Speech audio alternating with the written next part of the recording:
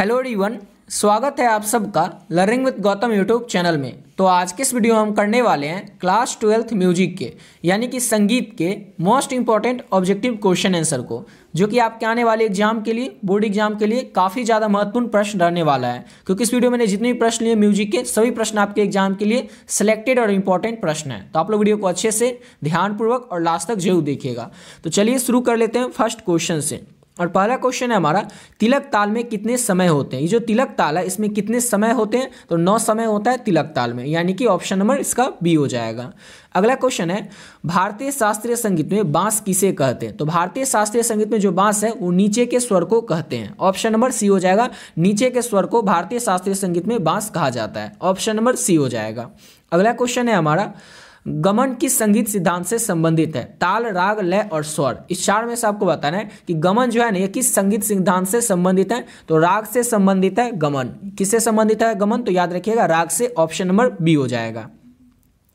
अगला क्वेश्चन है, संगीत में स्वर लिपि का क्या उपयोग होता है। तो संगीत में स्वर लिपि का उपयोग किया जाता है संगीत की लेखन प्रणाली के लिए। ऑप्शन नंबर सी हो जाएगा, संगीत की लेखन प्रणाली के लिए संगीत में स्वर लिपि का उपयोग किया जाता है। ऑप्शन नंबर सी हो जाएगा। अगला क्वेश्चन है, विराज किस वाद्य यंत्र का हिस्सा होता है। तो विराज जो होता है ये सारंगी वाद्य यंत्र का हिस्सा होता है, यानी कि ऑप्शन नंबर बी हो जाएगा। याद रखिएगा विराज जो होता है किस वाद्य यंत्र का हिस्सा है, तो विराज जो है ये सारंगी वाद्य यंत्र का हिस्सा होता है। ऑप्शन नंबर बी हो जाएगा। अगला क्वेश्चन है, राग भैरव जो है इसका वादी स्वर कौन सा होता है। तो राग भैरव का वादी स्वर धैवत यानी कि ध हो जाएगा। और अगर आपसे एग्जाम में पूछ ले कि राग भैरव का संवादी स्वर क्या होता है, तो याद रखिएगा राग भैरव का संवादी स्वर जो है वो ऋषभ होता है। याद रखिएगा ऋषभ, यहाँ पर होने पे आप याद रखिएगा राग भैरव का संवादी स्वर ऋषभ होता है और वादी स्वर यहाँ पर पूछा जाए तो वादी स्वर ध हो जाएगा धैवत। ऑप्शन नंबर सी हो जाएगा। अगला क्वेश्चन है हमारा, भारतीय संगीत में सम का अर्थ क्या होता है। तो भारतीय संगीत में सम का अर्थ यानी कि सम का मतलब होता है ताल का प्रारंभ यानी कि ताल का शुरुआत और ताल की समाप्ति। ऑप्शन बी हो जाएगा। याद रखिएगा भारतीय संगीत में सम का अर्थ होता है ताल का प्रारंभ और समाप्ति से। ऑप्शन नंबर बी हो जाएगा। अगला क्वेश्चन है, कौन सा वाद्य यंत्र तंत्री श्रेणी में आता है। चार ऑप्शन में से आपको बताना है, जैसे कि तबला, हारमोनियम, सितार और मृदंग। इस चारों में से बताना है इस चारों में से कौन सा वाद्य यंत्र है जो कि तंत्री श्रेणी में आता है। तो सितार वाद्य यंत्र जो है ये तंत्री श्रेणी में आता है। ऑप्शन नंबर सी हो जाएगा। अगला क्वेश्चन है, 3 ताल में कितने भाग यानी कि कितने खंड होते हैं। तो 3 ताल में जो है 4 खंड होते हैं। ऑप्शन नंबर बी हो जाएगा। अगला क्वेश्चन है, तिहाई का उपयोग किसमें किया जाता है। तिहाई जो है इसका उपयोग किसमें किया जाता है, तो ताल में किया जाता है तिहाई का उपयोग, यानी कि ऑप्शन नंबर सी हो जाएगा। नेक्स्ट क्वेश्चन है, ताल झपताल में कितनी मात्राएं होती हैं। ताल झपताल जो है इसमें मात्राओं की संख्या कितना होता है, तो 10 होता है ताल झपताल में मात्राओं की संख्या। ऑप्शन नंबर बी हो जाएगा। अगला क्वेश्चन है, राग मलकौश का वादी स्वर कौन सा है। 4 ऑप्शन में से आपको बताना है कि राग मलकौश जो है इसका वादी स्वर क्या होता है। तो स्वा होता है, म होता है, ग होता है या प होता है। तो याद रखना है आपको राग मलकौश जो है इसका वादी स्वर जो है ये म होता है। ऑप्शन नंबर इसका बी हो जाएगा। अगला क्वेश्चन है हमारा, भारतीय संगीत में आरोह का अर्थ क्या होता है। ये क्वेश्चन फिक्स ही है कि आपके एग्जाम में पूछा ही जाएगा। आरोह पूछ ले या अवरोह पूछ ले, दोनों में से एक कोई पूछेगा ही कि भारतीय संगीत में आरोह का अर्थ। तो याद रखिएगा स्वरों का चढ़ना और स्वरों का उतरना अवरोह होता है। तो क्वेश्चन में था आरोह का मतलब क्या होता है, तो आरोह का मतलब होता है स्वरों का चढ़ाव, यानी कि स्वरों का चढ़ना, और स्वरों का जो उतरना होता है वो होता है अवरोह। दोनों को याद रखिएगा। अगला क्वेश्चन है, राग बागेश्वरी का समय कौन सा है, यानी कि राग बागेश्वरी को किस समय में गाया बजाया जाता है। तो रात के समय में राग बागेश्वरी को गाया बजाया जाता है, यानी कि ऑप्शन नंबर डी हो जाएगा। और अगला क्वेश्चन करने से पहले आपको बताना चाहेंगे कि अगर अभी तक आप लोग म्यूजिक के इंपॉर्टेंट गेस क्वेश्चन का नोट्स नहीं लिए तो किस तरह से आप लोग इसको ले सकते हैं। ऑलरेडी बहुत सारे बच्चे जो पहले से इस नोट्स को ले चुके हैं और अपने एग्जाम की तैयारी और भी बेहतर ढंग से कर रहे हैं। तो जो भी बच्चे पहले से म्यूजिक के नोट्स को ले चुके हैं, वीडियो को थोड़ा स्किप करके वे लोग अगले क्वेश्चन से आप लोग देख लीजिएगा। जो लोग अभी तक इस नोट्स को नहीं लिए उनको बता दें कि इनमें आपको क्या क्या मिलेगा और इसको आप किस तरह से ले सकते हैं। और इतना अगर आप कर लेते हैं तो इसके अलावा आपको म्यूजिक में और कुछ करने की जरूरत ही नहीं पड़ेगी। इसमें जितना ऑब्जेक्टिव, सब्जेक्टिव, पीवाईक्यू है सबको अगर अच्छे से कर लेते हैं तो आपको कोई भी गेस्ट पेपर, कोई भी बुक या कोई भी क्वेश्चन में क्या कुछ और भी आपको पढ़ने की जरूरत ही नहीं पड़ेगी म्यूजिक में। तो इसमें मिलेगा आपको म्यूजिक के हर एक टॉपिक से संबंधित जितने भी टॉपिक सिलेबस में ऐड किया गया क्लास 12th म्यूजिक में, हर एक टॉपिक से संबंधित objective question, important objective question आपके एग्जाम के लिए। और साथ ही साथ मिलेगा आपके एग्जाम के लिए इंपॉर्टेंट सब्जेक्टिव क्वेश्चन आंसर, जिसके अंतर्गत लघु उत्तरीय और दीर्घ उत्तरीय दोनों टाइप के प्रश्न रहेंगे, यानी कि जो भी ऑब्जेक्टिव क्वेश्चन, जो भी सब्जेक्टिव क्वेश्चन आपके बोर्ड एग्जाम के लिए इंपॉर्टेंट है, सारा का सारा इस पीडीएफ में ऐड कर दिया गया। और इसके साथ साथ मिलेगा आपको म्यूजिक में पिछले 11 साल में पूछे गए सभी ऑब्जेक्टिव क्वेश्चन आंसर के साथ। और अगर आप इतना अच्छे से कर लेते हैं तो इसके अलावा आपको म्यूजिक में और कुछ करने की जरूरत ही नहीं पड़ेगी, बस आपको इतना कर लेना, समझ गए। और इतना सब कुछ जो आपको मिल रहा है केवल और केवल 30 रुपये में मिल रहा है, यानी कि इसकी कीमत है, प्राइस है केवल और केवल 30 रुपये। अब आपको मिलेगा कैसे, तो आपको ये जो नंबर दिख रहा है 7903820891, इस नंबर पर आप लोग फोन पे, गूगल पे, पेटीएम किसी माध्यम से आप लोगों को केवल और केवल 30 रुपये पे कर देना इस नंबर पे। और इसी नंबर से जो व्हाट्सएप है उस व्हाट्सएप पे आपको स्क्रीनशॉट भेज देना है, यानी कि आपको इस नंबर पे करके उसके बाद आपको स्क्रीनशॉट ले करके इसी नंबर से जो व्हाट्सएप है उस पर आप जो पे करेंगे उसका स्क्रीनशॉट भेज देना है। और बस एक छोटा सा मैसेज कर देना म्यूजिक, जिससे कि ये पता चल जाए आपको म्यूजिक का पीडीएफ चाहिए। जैसे ही आप पे करके स्क्रीनशॉट भेजेंगे, सब्जेक्ट का नाम बताएंगे, आपको जो पीडीएफ है तुरंत मिल जाएगा। और इस पीडीएफ में जितने ऑब्जेक्टिव सब्जेक्टिव क्वेश्चन है, अगर इसको अच्छे से कर लेते हैं तो इसके अलावा आपको कुछ और पढ़ने की जरूरत नहीं पड़ेगी। क्यों? क्योंकि एग्जाम में कहीं से भी क्वेश्चन आएगा तो जो टॉपिक दिया हुआ है, जितने भी राग है, जैसे घराना हुआ, इन सभी टॉपिक से ही क्वेश्चन आएगा। और इन सभी टॉपिक से रिलेटेड जो भी important objective question, subjective question है, सारा इस पीडीएफ में ऐड कर दिया गया है। तो कहीं से भी क्वेश्चन आएगा तो इसी पीडीएफ से आपको देखने को मिल जाएगा। और इसको कर लेने के बाद आपको कुछ भी और करने की जरूरत ही नहीं पड़ेगी, समझ गए। चलिए बात है अपने अगले क्वेश्चन पे।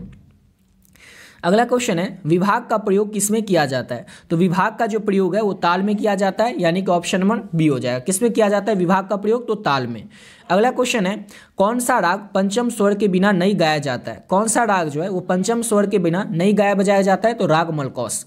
राग मलकौस जो है इसको पंचम स्वर के साथ ही गाया बजाया जाता है। अगला क्वेश्चन है ठुमरी का संबंध किस प्रकार के संगीत से है। ठुमरी का जो संबंध है वो किस प्रकार के संगीत से है? तो उपशास्त्रीय संगीत से ठुमरी का संबंध है, ऑप्शन नंबर बी हो जाएगा। अगला क्वेश्चन है सप्तक के मध्य के स्वर को क्या कहा जाता है। तो सप्तक के मध्य में लगने वाले स्वर को मध्यम स्वर कहा जाता है। क्या कहा जाता है? तो सप्तक के मध्य में लगने वाले स्वर को मध्यम स्वर कहा जाता है। सप्तक में आपसे एग्जाम में पूछ ले कि स्वरों की संख्या कितनी होती है, तो सप्तक में 7 स्वर होते हैं। और आपसे पूछ ले कि सप्तक कितने प्रकार का होता है, तो याद रखेगा सप्तक 3 प्रकार का होता है। इस समय से एक क्वेश्चन पूछा ही जाएगा। अगला क्वेश्चन है ताल रूपक में कितने समय होते हैं। ऊपर में था जैसे कि शायद 3 ताल था, यहाँ पर है कि रूपक ताल। अच्छा, ताल रूपक में कितने समय होते हैं? तो 6 समय होते हैं ताल रूपक में, ऑप्शन नंबर ए हो जाएगा। अगला क्वेश्चन है संगीत में आलाप का क्या उद्देश्य होता है। तो संगीत में आलाप का उद्देश्य होता है राग का विस्तार करना। राग का विस्तार करना संगीत में आलाप का उद्देश्य होता है, ऑप्शन नंबर बी हो जाएगा। अगला क्वेश्चन है सरगम का उपयोग किसमें किया जाता है। सरगम जो है इसका उपयोग किसमें किया जाता है? तो आलाप, गीत और वादन। आलाप, गीत और वादन इन तीनों में ही सरगम का उपयोग किया जाता है, इसलिए ऑप्शन डी हो जाएगा सभी में। याद रखिएगा सरगम का उपयोग किसमें किया जाता है? तो सभी में। अगला क्वेश्चन है कौन सा स्वर त्रिभु हो सकता है। 4 ऑप्शन में से आपको बताना है कौन सा स्वर त्रिभु हो सकता है। तो म स्वर, ऑप्शन नंबर सी हो जाएगा। अगला क्वेश्चन है राग देश में कौन सा स्वर वर्जित होता है। राग देश में कौन सा स्वर वर्जित होता है? तो राग देश में जो म स्वर है ये वर्जित होता है, ऑप्शन बी हो जाएगा। अगला क्वेश्चन है कौन सा वाद्य यंत्र अवनद्ध श्रेणी में आता है। कौन सा वाद्य यंत्र, जैसे कि तबला, वीणा, शंख और बांसुरी, इस चारों में से आपको बताना है कौन सा ऐसा वाद्य यंत्र है जो कि अवनद्ध श्रेणी में आता है। तो ऑप्शन नंबर ए हो जाएगा तबला, जो कि अवनद्ध श्रेणी का वाद्य यंत्र है, ऑप्शन नंबर ए हो जाएगा। अगला क्वेश्चन है ध्रुपद गायन में किस प्रकार के लय का प्रयोग किया जाता है। तो ध्रुपद गायन में धीमी, मध्यम और तीव्र, यानी कि इन तीनों ही लय का प्रयोग किया जाता है ध्रुपद गायन में, यानी कि ऑप्शन नंबर इसका डी हो जाएगा। सभी प्रकार के लय का प्रयोग किया जाता है ध्रुपद गायन में, ऑप्शन नंबर डी हो जाएगा। अगला क्वेश्चन है सप्तक का सबसे निचला भाग कौन सा है। सप्तक का सबसे निचला भाग जो है उसको मंद्र का सप्तक कहा जाता है, यानी कि ऑप्शन नंबर ए हो जाएगा। मंद्र सप्तक कहा जाता है सप्तक के सबसे निचले भाग को। अगला क्वेश्चन है गायन के बिना संगीत को क्या कहते हैं। तो गायन के बिना संगीत को वादन कहते हैं, यानी कि ऑप्शन नंबर बी हो जाएगा। याद रखिएगा गायन के बिना संगीत को क्या कहते हैं। तो गायन के बिना संगीत को वादन कहते हैं, ऑप्शन बी हो जाएगा। अगला क्वेश्चन है राग में कितने स्वर आवश्यक होते हैं। राग में कितने स्वर आवश्यक होते हैं। तो राग में 5 स्वर आवश्यक होते हैं, ऑप्शन नंबर बी हो जाएगा। अगला क्वेश्चन है हमारा तिरोडा किससे संबंधित है। तिरोडा जो है किस ताल से किससे संबंधित है। ताल से, स्वर से, राग से या बंदिश से। तो याद रखना है तिरोडा जो होता है ये ताल से संबंधित है, यानी कि ऑप्शन नंबर बी हो जाएगा। अगला क्वेश्चन है ताल आदि में कितनी मात्रा होती है। तो ताल आदि में कितनी मात्रा होती है। तो ताल आदि में 16 मात्रा होती है, ऑप्शन नंबर सी हो जाएगा। अगला क्वेश्चन है शुद्ध स्वरों के नाम कौन से हैं। तो शुद्ध स्वर कितने होते हैं, सबको पता है 7 होते हैं, लेकिन होते क्या क्या हैं। तो सारे, गौम, पौधौनी, ये जो है ये शुद्ध स्वरों के नाम है, ऑप्शन नंबर ए हो जाएगा। और याद रखेगा शुद्ध स्वरों की संख्या तो 7 होती है।